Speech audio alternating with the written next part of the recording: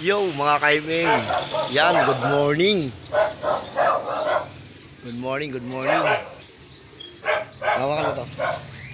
Hawa ka rin. Pag ganun lang. Tayo. Yo mga kaiming, dito tayo sa loop sa Pangasinan. Ito yung Pampanga. Pampanga. First overall champion sa Tacloban. Itong south nila. South race. Wala pa yung ano. Kaya alam naman yan, no? Ano kaganda ng Laki. yan yung ano mga kaibigan, yung loop. Dalawa kasi ang loop niya, ito stockbird niya dito. Tapos yung pinaka-loop niya yung nandun kahapon. Pinaka-loop niya nandun kahapon sa kahapon.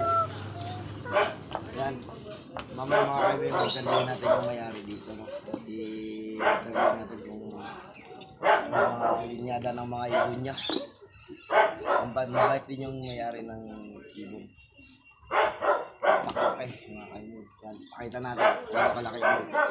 Ayun, no? Pero po tayo ito. Si Chloe ba? Ito tayo mga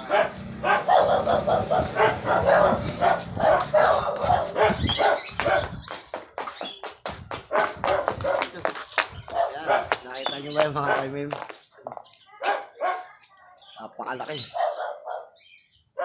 Stockbird lang yan mga kaimim, ha. Yung pinaka-loop niya, yung doon sa kabila kahapon, yung binlag natin kahapon, yun yung pinaka-loop niya. Nandun nakita natin doon yung loopman niya, no, mga kaimim. Tingnan nyo naman yung stockbird niya. Ano kaluwag. Napakaluwag mga kaimim. Siguro, ano to, 30 plus square meter to, no, 35 square meter. Luwag, oh.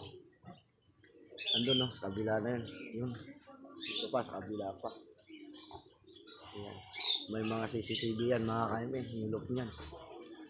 Ito daw yung nag-number 1 first overall champion dito sa buong Pampanga. Buong Pampanga yun, ha. Yun ang sabi dun sa kapitbahay niya kapos kabilang loop niya. Yung pinaka-loop niya talaga. Bago dito naman, stockbird. Yan mga kaiming, dito muna ng vlog natin mamaya naman.